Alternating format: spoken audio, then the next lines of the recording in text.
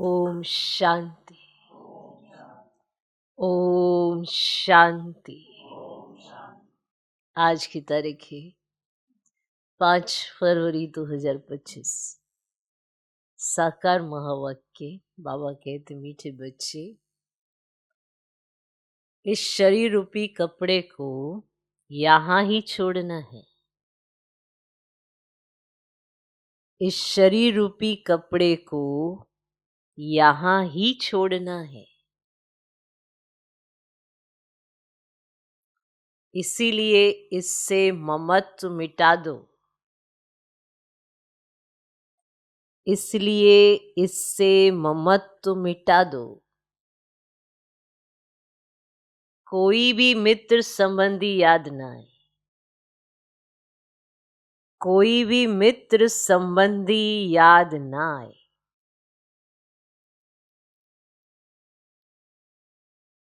बाबा कहते मीठे बच्चे, इस शरीर रूपी कपड़े को यहाँ ही छोड़ना है। इसीलिए इससे ममत्व मिटा दो। यहीं छोड़ के जाएंगे ना, ये शरीर साथ ले जाएंगे। कोई लेके गया, यहीं छोड़ जाते। यहाँ की जो भी चीज होती है यहीं छोड़ जाती। आत्मा आगे के सफर पे चली जाती है। तो जब शरीर यहीं छोड़ना है, देहधारी भी यहीं छूटने हैं, संबंधी भी यहीं छूट रहे हैं, तो बुद्धि क्यों अटकानी। माना ये बात पक्की तो करनी पड़ेगी। बीच बीच में भूल जाती है क्योंकि बार बार शरीर की तरफ ध्यान जाता है, इसलिए आत्मा का पाठ भूल जाता है। और जैसे आत्मा का पाठ भूलता तो सब बात भूल जाती है, बुद्धि फंसी रहती है। यहीं छोड़ना, यहीं छोड़ना। कहाँ छोड़ना? यहीं छोड़ना। तो ममत्व मिटा दो। ये तो खुद से पक्का करना होगा ना। पहले अपनी देह से तो ममत्व मिटाना पड़ेगा, फिर दूसरे की देह से। इसलिए बाबा ने कहा इस शरीर रूपी कपड़े को यहाँ ही छोड़ना, इसलिए इससे ममत्व मिटा दो। फिर कहा कोई भी मित्र संबंधी याद ना आए। अपनी देह छूटी, सबकी देह छूटी। आज का प्रश्न, जिन बच्चों में योग बल है उनकी निशानी क्या होगी? जिन बच्चों में योग बल है उनकी निशानी क्या होगी? माना योग बल है नहीं है, लक्षण तो नजर आते हैं ना। तो जिन बच्चों में योग बल है उनकी निशानी क्या होगी? उत्तर, उन्हें किसी भी बात में थोड़ा भी धक्का नहीं आएगा। उन्हें किसी भी बात में थोड़ा भी धक्का नहीं आएगा। कहां भी लगाव नहीं होगा। कहां भी लगाव नहीं होगा। समझो, आज किसी ने शरीर छोड़ा तो दुख नहीं हो सकता। समझो, आज किसी ने शरीर छोड़ा तो दुख नहीं हो सकता, क्योंकि जानते हैं इनका ड्रामा में इतना ही पार्ट था।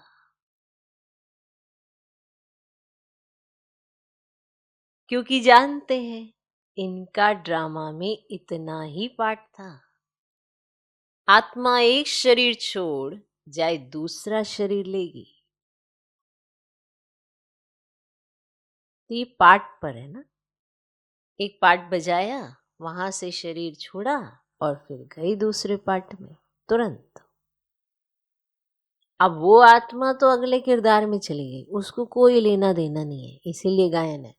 आप मुए, मर गई दुनिया। उस आत्मा को नहीं पता कि क्या हुआ क्या नहीं हुआ। वो तो अगले किरदार में है। वो तो जहां गई वहां खुशियां हो रही हैं। माँ बाप बड़े खुश हैं कि संतान होने वाली है, वहां वो खुश हो रहे हैं। और जब वो हो जाती है तो वो और खुशियां मनाते हैं। तो अब बताओ, उस आत्मा को पता नहीं? पता। और हमें बाबा योग बल इतना जमा करने के लिए कहते हैं कि हमें इस तरह से धक्का ना मिले, धक्का ना लगे कि आत्मा एक शरीर छोड़ दूसरा शरीर धारण किया उसने पाठ बजाने के। देखो सुनने में कितना आसान लगता है, पर प्रैक्टिकल करने के लिए योग बल चाहिए। इस चीजों को प्रैक्टिकल करने के लिए योग बल चाहिए, क्योंकि जीवन में से जब कोई एक आत्मा भी शरीर छोड़ के दूसरे शरीर में जाती है, हमें नहीं पता कहाँ गई, गई तो सही लेकिन हमारे बीच में तो खाली पना गया, तो वहां पर योग बल चाहिए कि धक्का ना लगे, क्योंकि बाबा आपके साथ है, सर्व संबंधी आपके साथ है, और वो बता रहे हैं कि ये अंत का समय है, लास्ट है, सबने जाना है, ये पार्ट है, ये बजाना ही है। मैं भी आया हूं ना पार्ट बजाने तुम्हारे बीच में, तुम्हें वापस पावन बनाने, तुम्हें भी पार्ट बजाना है।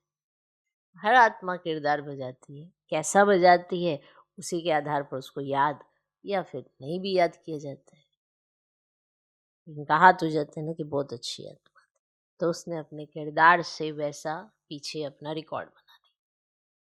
तो बाबा कहते कि अगर योग बल जमा है तो धक्का नहीं लगेगा, ठीक है, और ये याद रहेगा कि आत्मा एक शरीर छोड़ चाहे दूसरा ले लिया। ओके, ओम शांति। ये ज्ञान बड़ा गुप्त है ना, गुप्त, ये ज्ञान बड़ा गुप्त है, इसमें नमस्ते भी नहीं करनी पड़ती, बड़ा गुप्त ज्ञान है, नमस्ते भी नहीं करनी पड़ती। दुनिया में नमस्ते अथवा राम राम आदि कहते हैं, यहाँ ये सब बातें चल नहीं सकती, क्योंकि ये सब एक फैमिली है। वरना बाप दादा तो हम बच्चों को भी नमस्ते करते हैं, रोज करते हैं, लेकिन वो अर्थ अलग है। आज जो कंट्रास्ट बता रहे हैं उसमें ये है कि ये एक फैमिली है, ये नहीं कि नमस्ते नहीं करनी है, लेकिन फैमिली का अर्थ समझा रहे हैं। तो हर पॉइंट पे बाबा जो भी बात बताते हैं उसका अर्थ समझो तो बाप दादा की बात समझ में आएगी। तो ये पॉइंट ध्यान से सुनोगे तभी समझ में आएगा। ये ज्ञान बड़ा गुप्त है, इसमें नमस्ते भी नहीं करनी पड़ती। दुनिया में नमस्ते अथवा राम राम आदि कहते हैं, यहाँ ये सब बातें चल नहीं सकती, क्योंकि यह एक फैमिली है। तो ये कितना वंडरफुल पॉइंट है कि ये एक फैमिली है। ये बाबा ने कितना ऊंचा हमें सम्मान दिया कि एक फैमिली में एक दो को नमस्ते व गुड मॉर्निंग करें, इतना शोभता नहीं है। घर में तो खान पान खाया, ऑफिस में गया, फिर आया, फिर गया, ये चलता रहता है। नमस्ते करने की दरकार नहीं रहती। मैंने सुबह पिताजी गए, फिर शाम को फिर आ गए, फिर नमस्ते, फिर नमस्ते, फिर नमस्ते, नहीं ना। ये फैमिली में क्या होता है, गया आया, गया और आया। क्लियर कि वहां की नमस्ते यहाँ की नमस्ते डिफरेंट है, लेकिन बाबा समझा रहे हैं नमस्ते करने की दरकार नहीं रहती। गुड मॉर्निंग का फैशन भी यूरोपियन से निकला है, नहीं तो आगे कुछ चलता नहीं था। बाबा ये नहीं कहते कि गुड मॉर्निंग करना गलत है, बाबा तो रोज कहते कि मुझे गुड मॉर्निंग करो। ये एक तरह कंट्रास्ट बता रहे हैं कि पहले ऐसा नहीं था, अभी ऐसा हुआ। फैशन है, जो अच्छी चीज होती है उसको बाबा हमेशा अडॉप्ट करने के लिए कहते। आगे तो कुछ चलता नहीं था, कोई सत्संग में आपस में मिलते हैं तो नमस्ते करते हैं, पाँव पड़ते हैं। यह पाँव आदि पढ़ना नम्रता के लिए सिखलाते हैं, यानी ये संस्कार रहे, नम्रता का संस्कार, झुकने का संस्कार, रिगार्ड देने का संस्कार। इस संस्कार को डेवलप करने के लिए ही ये पाँव पढ़ना आदि सिखाया जाता है। माँ बाप भी अपने बच्चों को सिखाते, पाँव पढ़ना सिखलाया जाता है, ये भी एक नम्रता का संस्कार सिखलाता है। यहाँ तो तुम बच्चों को देही अभिमानी बनना है, तो ये पॉइंट है। यहाँ इस तरह से बाबा ने इस पॉइंट का कंट्रास्ट समझाया कि यहाँ क्या बनना है, देही अभिमानी। आत्मा को क्या करेगी, फिर भी कहना तो होता है। जैसे बाबा को कहेंगे बाबा नमस्ते, अब बाप भी कहते हैं मैं साधारण ब्रह्मा तन द्वारा तुमको पढ़ाता हूं, इन द्वारा स्थापना कराता हूं। कैसे? सो तो जब बाप सम्मुख हो तब समझावे, नहीं तो कोई कैसे समझे। ये बाप सम्मुख बैठ समझाते हैं तो बच्चे समझते हैं, नहीं तो पॉइंट क्लियर नहीं होते हैं। बाबा सम्मुख बैठ कर समझाते तो बच्चे समझते हैं। दोनों को नमस्ते करनी पड़े, बाप दादा नमस्ते। बाहर वाले अगर ये सुने तो मूंझेंगे कि ये क्या कहते हैं, बाप दादा। डबल नाम भी बहुत मनुष्य के होते हैं ना, जैसे लक्ष्मी नारायण अथवा राधे कृष्ण भी नाम है। ये तो जैसे स्त्री पुरुष इकट्ठे हो गए। अब ये तो है बाप दादा। इन बातों को तुम बच्चे ही समझ सकते हो। जरूर बाप बड़ा ठहरा, वे नाम भर डबल है, परंतु है तो एक ना। फिर दोनों नाम क्यों रख दिए हैं? अभी तुम बच्चे जानते हो ये रॉन्ग नाम है। बाबा को और तो कोई पहचान ना सके, तुम कहेंगे नमस्ते बाप दादा, तुम कहेंगे। बाप फिर कहेंगे नमस्ते जिस्मानी रूहानी बच्चे, परंतु इतना लंबा शोभता नहीं है। अक्षर तो राइट है, जिस्मानी रूहानी बच्चे, अक्षर तो राइट है, पर इतना लंबा शोभता नहीं। तुम अभी जिस्मानी बच्चे भी हो तो रूहानी भी हो। शिव बाबा सभी आत्माओं का बाप है, और फिर प्रजापिता भी जरूर है। प्रजापिता ब्रह्मा की संतान भाई बहन है, प्रवृत्ति मार्ग हो जाता है। तुम हो सब ब्रह्मा कुमार कुमारियां। ब्रह्मा कुमार कुमारियां होने से प्रजापिता भी सिद्ध हो जाता है। इसमें अंधश्रद्धा की तो कोई बात ही नहीं है। बोलो, ब्रह्मा कुमार कुमारियों को बाप से वर्षा मिलता है, ब्रह्मा से नहीं मिलता। ब्रह्मा भी शिव बाबा का बच्चा है। सूक्ष्म वतनवासी ब्रह्मा विष्णु शंकर, यह है रचना। अब इनों का रचयिता है शिव, तो शिव के लिए तो कोई कह ना सके कि इनका क्रिएटर कौन। शिव का क्रिएटर कोई होता ही नहीं। ब्रह्मा विष्णु शंकर, यह है रचना, तो इनों के भी ऊपर है शिव, तो सब आत्माओं का बाप। अब क्रिएटर है तो फिर प्रश्न उठता है कब क्रिएट किया? नहीं, ये तो अनादि है। इतनी आत्माओं को कब क्रिएट किया, ये प्रश्न उठ ही नहीं सकता। तो ये अनादि ड्रामा चला आता है, बेअंत है, इसका कभी अंत नहीं होता। तो ये बातें तुम बच्चों में भी नंबरवार समझते हैं। देखो, पॉइंट क्लियर किया, फिर उसके बाद बताया भी उसका अर्थ क्या है। तो इसको समझने के लिए हमें थोड़ा गंभीर भी होना चाहिए, गंभीरता से हर बात को सुनना चाहिए, समझना चाहिए, तब बात अंदर जाती है। ये है वो सहज, एक बाप के सिवाय और किसी से लगाव ना हो, किसी से भी लगाव ना हो।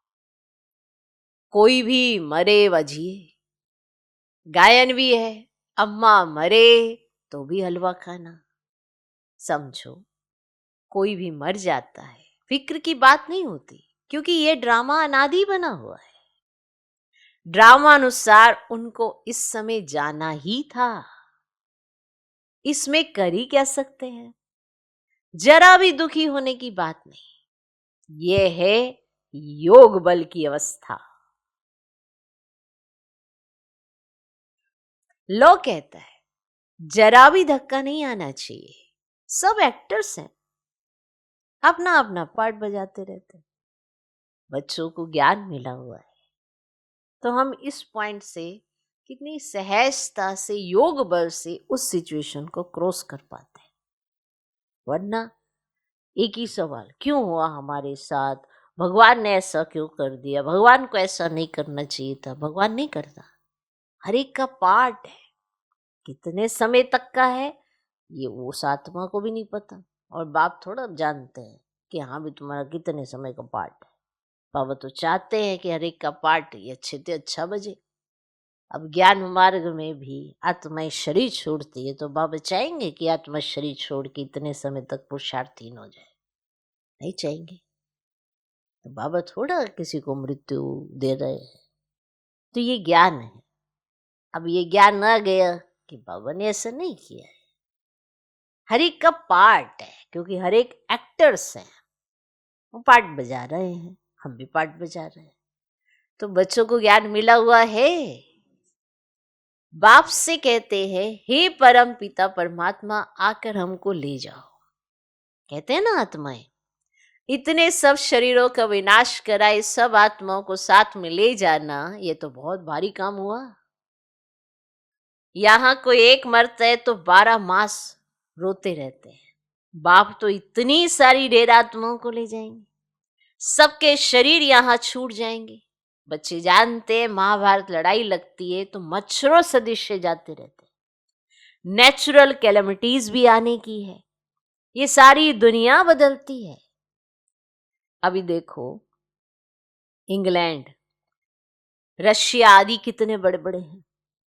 सत्युग में ये सब थे क्या? थे क्या? दुनिया में यह भी किसकी बुद्धि में नहीं आता कि हमारे राज्य में ये कोई भी थे ही नहीं। एक ही धर्म, एक ही राज्य था। तुम्हारे में भी नंबरवार हैं जिनकी बुद्धि में अच्छी रीति बैठता है। अगर धारणा हो तो वह नशा सदैव चढ़ा रहे। नशा कोई को बहुत मुश्किल चढ़ा रहता है। मित्र संबंधी आदि सब तरफ से याद निकाल कर एक बेहद की खुशी में ठहर जाए, बड़ी कमाल है। हाँ, यह भी अंत में होगा, और पिछाड़ी में ही कर्मातीत अवस्था को पा लेते हैं। शरीर से भी भान टूट जाता है। बस अभी हम जाते हैं, ये जैसे कॉमन हो जाएगा, भान ही टूट जाएगा शरीर से। हम जाते हैं जैसे कि एक कॉमन सी बात हो जाएगी। जैसे नाटक वाले पार्ट बजाए फिर घर जाते हैं ना अपने, तो ये 1.5 रुपये कपड़ा तो तुमको यहाँ ही छोड़ना है, ये कपड़े यहाँ ही लेते हैं, यहाँ ही छोड़ते हैं। तो ये सब नई बातें तुम्हारी बुद्धि में है, और किसकी बुद्धि में नहीं? अलफ और बे। तो अलफ है सबसे ऊपर में, और कहते भी है ना, ब्रह्मा द्वारा स्थापना, शंकर द्वारा विनाश, विष्णु द्वारा पालना। अच्छा, बाकी शिव का काम क्या है? शिव का काम क्या है? ऊंचते ऊंच शिव बाबा को कोई भी जानते नहीं, कह देते वह तो सर्वव्यापी है, तो ये सब उनके ही रूप है। तो सारी दुनिया की बुद्धि में ये पक्का हो गया है, इसीलिए सब तमो प्रधान बने, क्योंकि सब यही समझ लेते हैं कि अच्छा बुरा सब वही करा रहे, इसीलिए सबके सब तमो प्रधान हो गए। तो बाप कहते सारी दुनिया दुर्गति को पाई हुई है, फिर हम ही आकर सबको सदगति देते हैं। अगर सर्वव्यापी है तो क्या सब भगवान ही भगवान है? एक तरफ कहते हैं ऑल ब्रदर्स, और फिर कह देते हैं ऑल फादर्स। माना सब में भगवान है तो ऑल फादर्स, समझते ही नहीं है। अब तुम बच्चों को बेहद का बाप कहते, बच्चे मुझे याद करो तो तुम्हारे विक्रम विनाश होंगे। तुम्हें इस दादा को व मम्मा को भी याद नहीं करना है। बाप तो कहते हैं ना मम्मा ना बाबा, कोई की महिमा कुछ भी नहीं। अब जब शिव बाबा ही नहीं तो क्या महिमा? शिव बाबा ना होता तो ये ब्रह्मा भी क्या करता? इनको याद करने से क्या होगा? हाँ, तुम जानते हो इन द्वारा हम बाप से वर्षा ले रहे हैं, इनसे नहीं। बस इतना याद रखना और रिगार्ड रखना, बस और क्या करना? याद नहीं करना, उनको याद नहीं करना, याद शिव बाबा को करना, पर रिगार्ड इनका रखना, क्योंकि वर्षा इनके द्वारा ले रहे हो। तो जैसे बाबा, ये बाबा कह सकते हैं, हम नहीं कहेंगे। हमको तो ये कंट्रास्ट क्लियर होना चाहिए ना कि शिव बाबा कौन, ब्रह्मा बाबा कौन। तो ये भी तो उनसे वर्षा लेते हैं, तो याद उनको करना है, ये तो बीच में दलाल है। बच्चे और बच्ची की सगाई होती है तब याद तो एक दूसरे को करेंगे ना, और शादी कराने वाला तो बीच में दलाल ठहरा। तो इन द्वारा बाप तुम आत्माओं की सगाई अपने साथ कराते हैं। इसीलिए गायन भी है, सतगुरु मिला दलाल के रूप में। अरे सतगुरु कोई दलाल नहीं है, देखो यहाँ पॉइंट क्लियर करते बाबा, सतगुरु कोई दलाल नहीं है, ये जो बीच में है उसके माध्यम से मैं तुमको मिलता। तो सतगुरु तो निराकार है, भल गुरु ब्रह्मा गुरु विष्णु कहते हैं, परंतु वह कोई गुरु तो है ही नहीं। और सतगुरु एक बाप ही है जो सर्व की सदगति करते। तो बाप ने तुमको सिखाया है, तब तुम फिर औरों को भी रास्ता बताते हो और सबको कहते हो ना, देखते हुए भी नहीं देखो।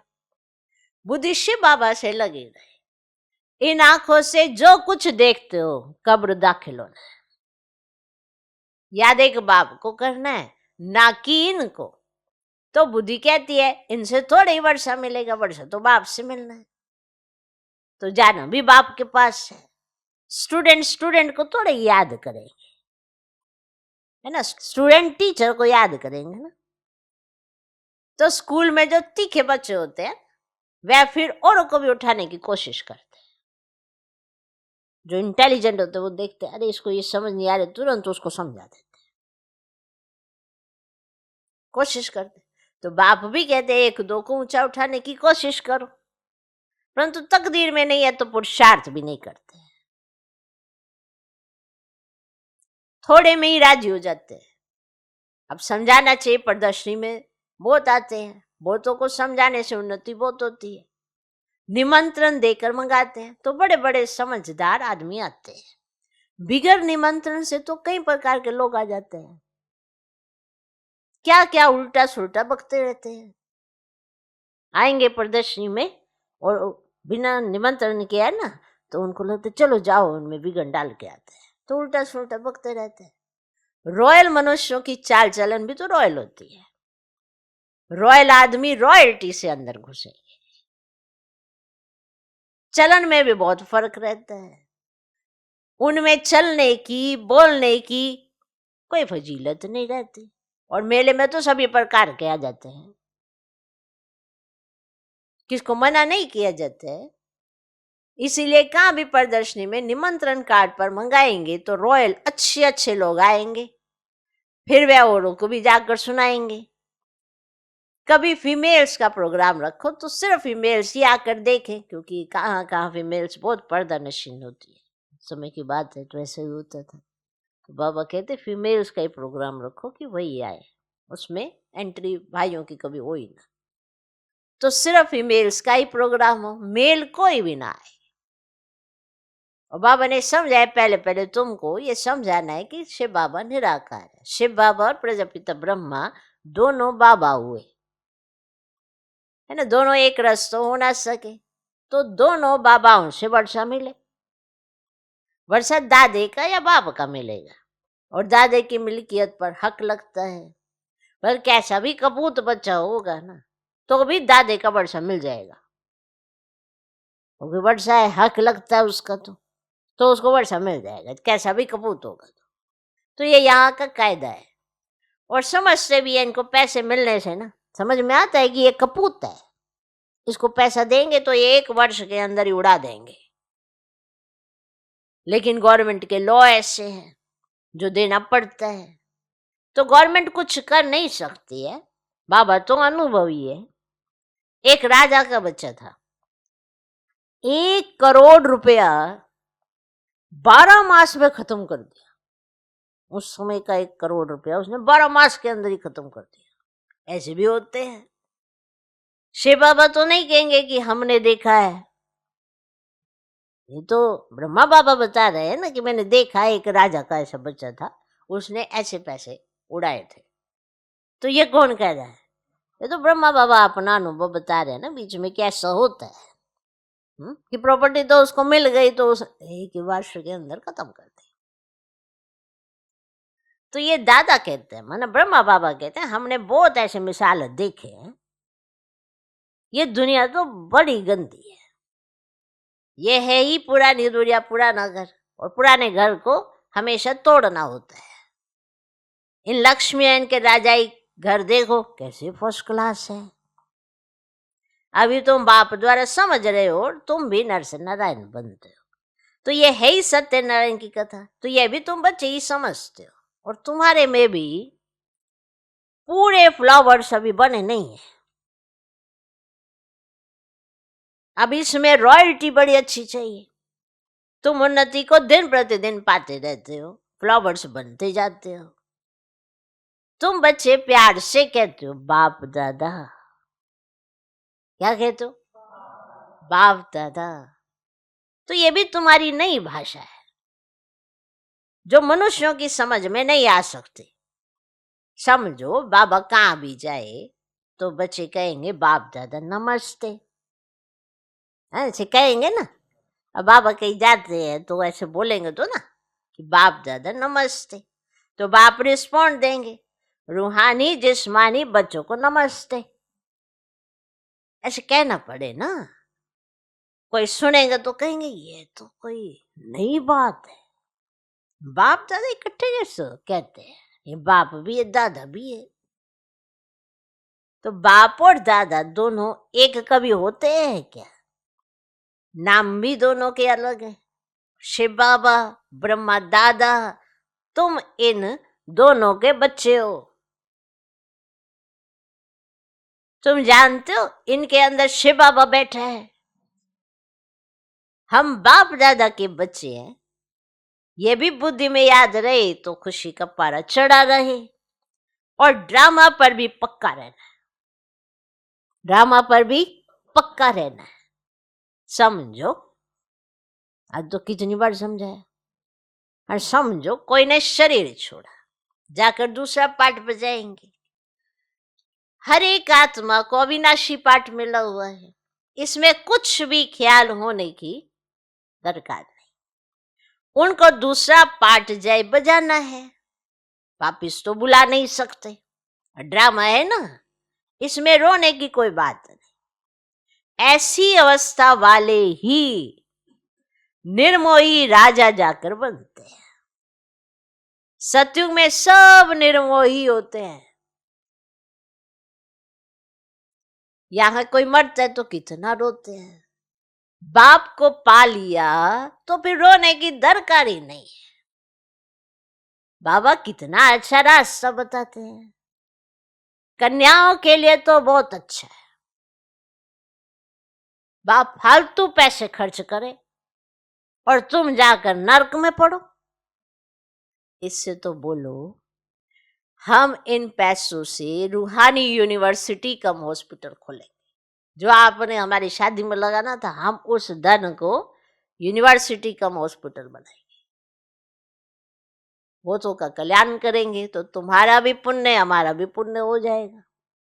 बच्चे खुद भी उत्साह में रहने वाले हों कि हम भारत को स्वर्ग बनाने के लिए तन मन धन सब खर्च करेंगे। इतना उत्साह खुद के अंदर होना चाहिए, इतना नशा रहना चाहिए। देना हो तो दो, ना देना हो तो ना दो। अगर देना हो आपको तो दो, नहीं देना हो तो ना दो। तुम अपना कल्याण और भूतों का कल्याण करना नहीं चाहते हो, इतनी मस्ती होनी चाहिए। मैंने कहना भी तो आना चाहिए, तो इतनी मस्ती होनी चाहिए। खास कुमारियों को तो बहुत खड़ा होना चाहिए। अच्छा, मीठे मीठे सिक्की लदे बच्चों प्रति माता पिता बाप दादा का याद प्यार और गुड मॉर्निंग। रूहानी बाप की रूहानी बच्चों को नमस्ते। हम रूहानी बच्चों की भी रूहानी बाप को नमस्ते नमस्ते नमस्ते। Good morning good morning good morning. धारणा के लिए मुख्य सार पहला पॉइंट, अपनी चाल चलन बहुत रॉयल रखनी है। अपनी चाल चलन बहुत रॉयल रखनी है। बहुत फजीलत से बातचीत करनी है। फजीलत माना सभ्यता के साथ, तहजीब के साथ, तो आम शब्दों में बोलते हैं कि बहुत रॉयल्टी के साथ, बहुत तरीके से, बहुत फजीलत से बातचीत करनी है, नम्रता का गुण धारण करना है, नम्रता का गुण धारण करना है, अपनी चाल चलन बहुत रॉयल रखनी है, बहुत फजीलत से बातचीत करनी है, नम्रता का गुण धारण करना है। दूसरा पॉइंट, इन आंखों से जो कुछ दिखाई देता है ये सब कब्र दाखिल होना है।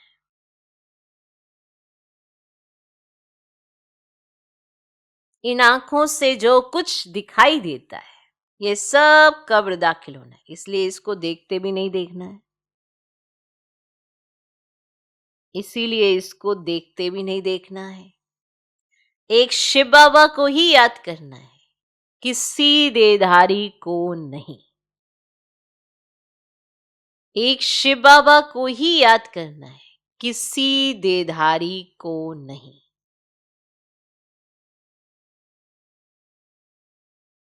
आज का वरदान, मास्टर ज्ञान सागर बन, मास्टर ज्ञान सागर बन, गुडियों का खेल समाप्त करने वाले, समृति सो समर्थ स्वरूप भव। मास्टर ज्ञान सागर बन, गुडियों का खेल समाप्त करने वाले, समृति सो समर्थ स्वरूप भव। जैसे भक्ति मार्ग में मूर्ति बनाकर पूजा आदि करते, फिर उन्हें डुबो देते हैं, तो आप उससे गुड़ियों की पूजा कहते हो। ऐसे ही है ना कि वो गुड़ियों की पूजा है, ऐसे ही यही है ना, यही पता है ना हमें।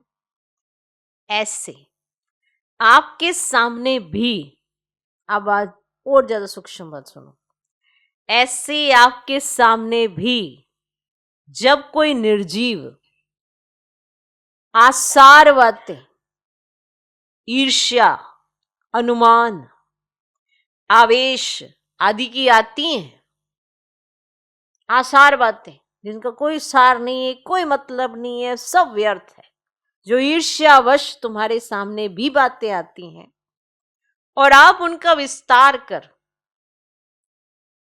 अनुभव करते या कराते हो कि यही सत्य है, तो यह भी तो जैसे उनमें प्राण भर देते हो। निर्जीव जिसका कोई अर्थ नहीं, ईर्ष्या, द्वेष, ऐसी बातें, कोई ईर्ष्यावश ऐसी ऐसी बातें कर रहा है और आप बड़े ध्यान से सुन रहे हो, बड़ा ही ध्यान लगा रहे हो,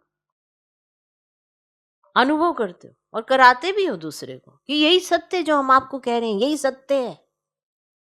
आंखों देखा, अनुभव किया सत्य नहीं, लेकिन सुना हुआ, कहानियां सुनी हुई, उसको सत्य बना देते हो। तो ये भी तो किसी निर्जीव बात में प्राण नहीं डाल देते।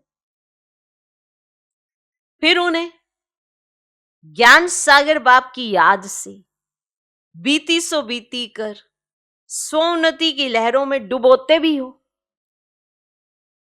ज्ञान इमर्ज करने की कोशिश करते हो। फिर बार बार बीती सो बीती, पहले तो आपने इतना उल्लेख कर लिया, अब आपको बिंदी लगानी पड़ेगी। पहले प्राण डाले हैं, फिर उन बातों को इधर से उधर किया है, अब उनको विनाश करना है, तो क्या है ज्ञान सागर परम पिता परमात्मा बचाओ। फिर उसका रोज ज्ञान भी सुनते हो और बीती सो बीती कर बिंदी भी लगाना चाहते हो और सोन्नति की लहरों में डुबोते भी हो फिर उन्हीं बातों को जिसका कोई सार नहीं था। लेकिन इसमें भी टाइम तो वेस्ट जाता है ना, इसलिए पहले से ही मास्टर ज्ञान सागर बन, समृति सो समर्थी भव के वरदान से इन गुडियों के खेल को समाप्त करो। आपको आज एक सूक्ष्म राज सुनाते हैं कि हम आज तक गुडियों का खेल यही समझते हैं कि जो भक्ति मार्ग की आत्माएं करती हैं मना, मूर्ति उसको माना, उसका पालन पोषण करते हैं। लेकिन ज्ञान मार्ग में भी गुडियों का खेल कैसा चलता है कि निर्जीव आसार बातें, ईर्ष्या, अनुमान, द्वेष, आवेश, इसकी बातें, किसी ने कुछ कह दिया उसकी बात पर कुछ और बातें क्रिएट करके, कुछ का कुछ बना के, ऐसी बातें बना के अनुभव करते भी और कराते भी हैं। देखा वो वहां पे यही सत्य था। असत्य बातों को सत्य बनाते हो, उनमें प्राण डाल देते हो, उन्हीं बातों में जिन बातों का कोई अर्थ नहीं था, सब व्यर्थ थी। और फिर इतनी सारी बातों को करके अब भारी हो गए आप। अब जब आप भारी हो गए तो आप ज्ञान सागर के ज्ञान से अपने को उड़ेलने की कोशिश कर रहे हो। बीती सो बिंदी लगा के उस पे चलो बीत गया, बात हुई जो हुआ, लेकिन किया क्यों ये सब? क्या मिला? अब उसमें प्राण भी डाले, अपना टाइम भी गवाया, अब उनको ज्ञान सागर की लहरों में डुबोने की कोशिश कर रहे हो। कितना सब कुछ व्यर्थ किया। इससे अच्छा आप मास्टर ज्ञान सागर बन, माना हर बात को सोचो समझो, बाबा क्या कहता है उस पे चलो ना। समृद्धि सो समर्थी भव के वरदान को लाओ और ये गुडियों के खेल को समाप्त करो। तो कहाँ का पॉइंट? हम सिर्फ उनको कह देते हैं कि वो गुडियों का खेल खेल रहे हैं भक्ति मार्ग वाले। हम कितना सूक्ष्म राज है ये। क्योंकि बातें तो बहुत है, सबके पास बातें बहुत है, बस बाप की बात ही नहीं है। तो बाप दादा चाहते हैं इस वरदान से ये गुडियों का खेल अब समाप्त करो। आज का स्लोगन, जो समय पर सहयोगी बनते हैं उन्हें एक का पदम गुना फल मिल जाता है। जो समय पर सहयोग दे, आगे पीछे तो देखो सब आ जाते हैं सहयोग देने, लेकिन समय पर जब जरूरत है उस समय जो खड़ा होता है ना, तो दिल से दुआ तब निकलती है। नहीं हम कल देखेंगे, आएंगे, कल कर देंगे, ये कल या समय जब है तब। तो जो समय पर सहयोग देता है ना, तो सबके दिल से दुआ भी निकलती है, उसका एक का पदम गुना फल उसको मिल जाता है। अव्यक्त इशारे, एकांत प्रिय बनो, एकता और एकाग्रता को अपनाओ। जो भी राजनेताएं व धर्म नेताएं हैं उन्हों को पवित्रता और एकता का अनुभव कराओ। इसी की कमी के कारण दोनों सत्ताएं कमजोर हैं। धर्म सत्ता को धर्म सत्ताहीन बनाने का विशेष तरीका है पवित्रता को सिद्ध करना, और राज्य सत्ता वालों के आगे एकता को सिद्ध करना। अपनी एकता दिखाओ, अपनी पवित्रता की शक्ति दिखाओ। ओम शांति।